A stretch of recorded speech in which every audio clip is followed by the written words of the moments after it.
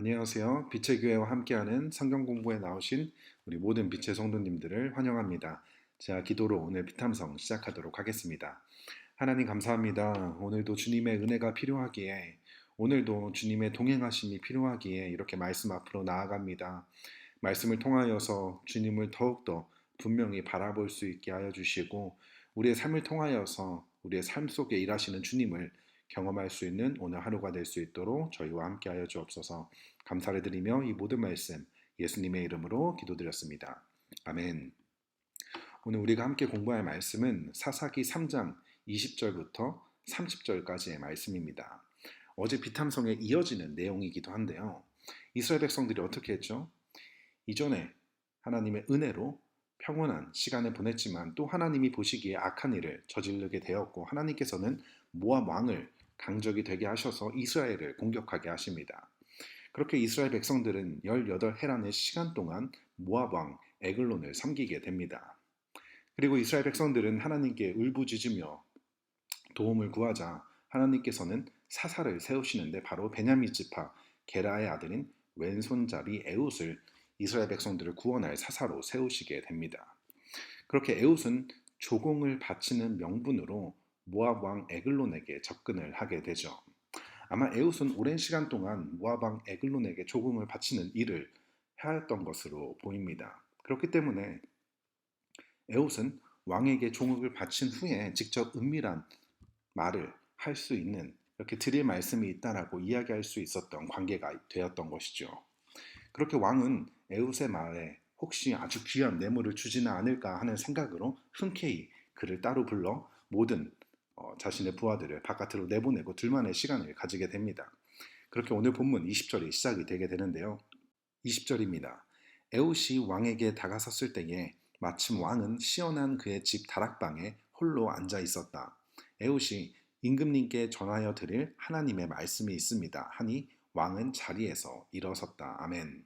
오늘 본문에 에훗과 모압 왕 이 두 사람만 있었던 장소가 등장을 하는데요. 오늘 본문에서 그곳은 바로 시원한 그의 집 다락방이었습니다. 고대 근동 지방에는 한낮 더위를 피하기 위해 지붕 위에 통풍이 잘 되는 다락방이 있었는데요. 아마 이곳이 에글론에게 있어 가장 편안한 공간이지 않았을까 생각을 합니다. 그렇게 그곳에서 에훗은 왕에게 이렇게 이야기를 한 것이죠.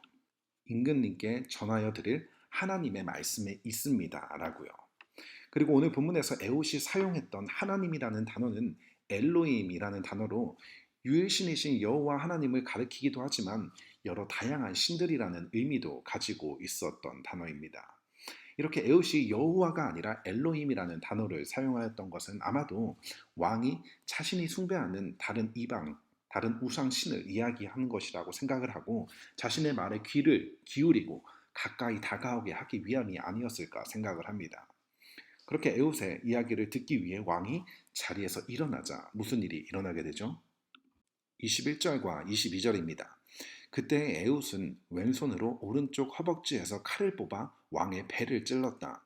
칼자루까지도 칼날을 따라 들어가서 칼등이 등 뒤로 나왔다. 에훗이 그 칼을 빼내지 않았으므로 기름기가 칼에 엉겨 붙었다. 아멘. 에훗은 자신의 오른쪽 허벅지에 숨겨놓았던 칼을 뽑아 왕의 배를 찌르게 됩니다. 그리고 그 칼이 얼마나 깊이 들어갔는지 칼을 쥐고 있는 칼자루까지도 따라 들어갔고, 칼끝은 왕의 등 위로 나오게, 등 뒤로 나오게 되었다고 이야기를 합니다. 그리고 에훗은 그 칼을 빼내지 않았고, 그러자 기름기가 칼에 엉겨 붙었다고 표현하고 있습니다. 이전에 17절에서 에슬론을, 이 모압 왕을 설명할 때에 살이 많이 찐 사람이라고 표현했는데요. 그런 그였기에 이러한 기름기가 칼에 엉겨 붙는 일이 일어났다고 볼 수 있는 것이죠. 이렇게 오늘 본문은 에훗이 모압 왕을 어떻게 죽였는지 그 상황을 굉장히 자세하게 설명해주고 있는데요. 어떻게 보면 적의 심장부인 왕궁에서, 그리고 어찌 보면 왕이 생각할 때 가장 안전하고 가장 편안하다고 생각했던 그곳에서 이 왕은 비참한 죽음을 맞이하게 됩니다.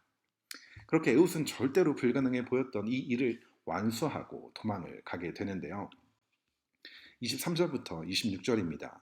에훗은 현관으로 나가 뒤에서 다락방 문을 닫고 걸어 잠갔다. 에훗이 나간 뒤에 그의 부하들이 와서 다락방 문이 잠겨 있는 것을 보고 왕이 그 시원한 다락방에서 용변을 보고 있다고 생각하였다. 그러나 오랫동안 기다려도 왕이 끝내 다락문을 열지 않았으므로 열쇠를 가져다가 문을 열고 보니 왕이 죽은 채로 바닥에 쓰러져 있었다.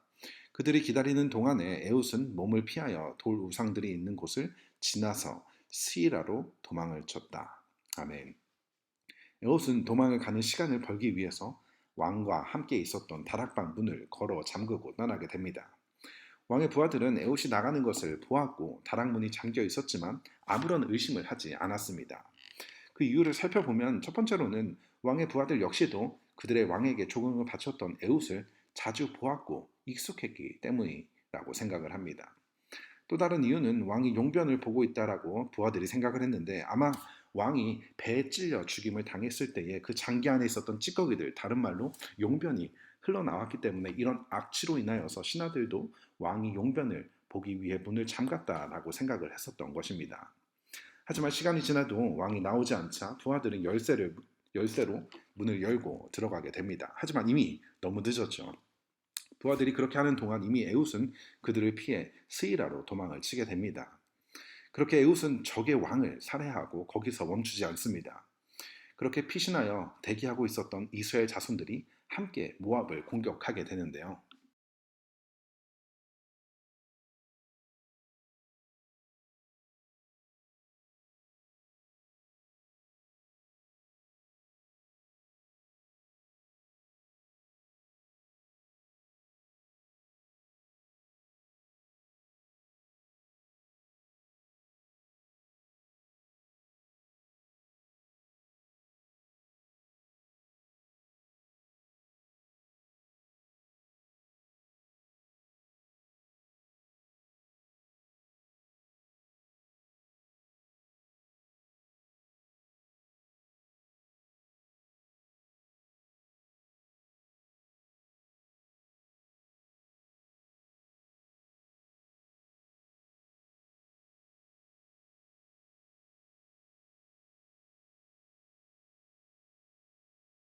28절이죠.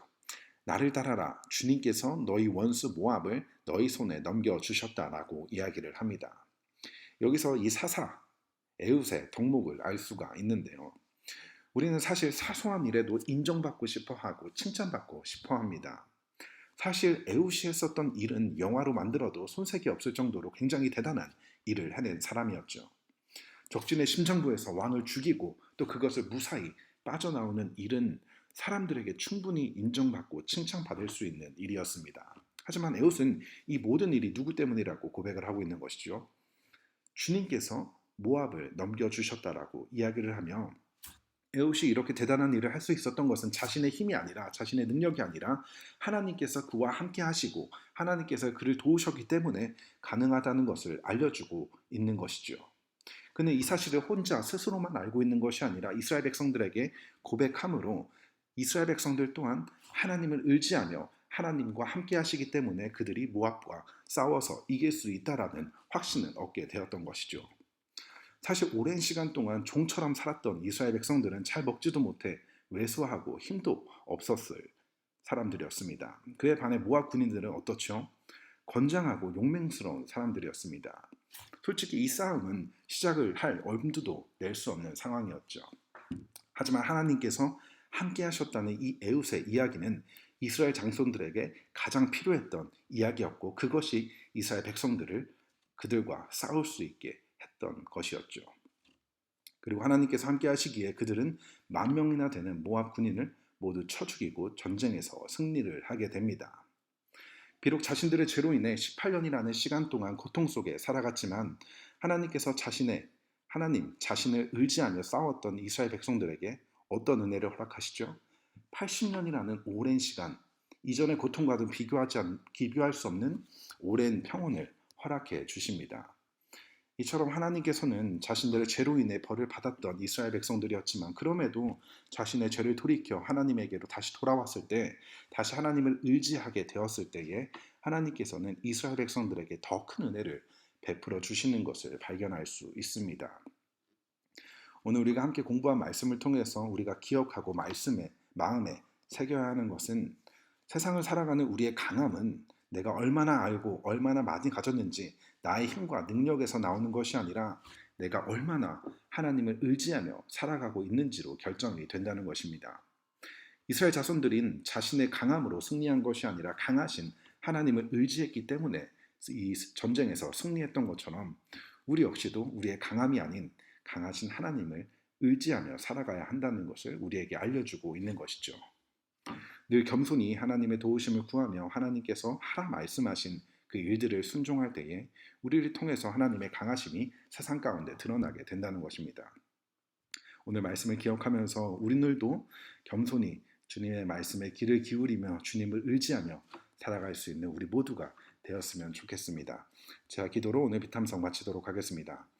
하나님, 우리가 의지해야 하는 것은 우리의 힘도 능력도 아닌 주님 한 분이시라는 것을 기억하면서 하루하루 겸손히 주님의 은혜를 구하며 주님을 의지하며 살아가는 지혜로운 우리 모두 될 수 있도록 주님 은혜를 베풀어 주시옵소서. 감사를 드리며 이 모든 말씀 예수님의 이름으로 기도했습니다.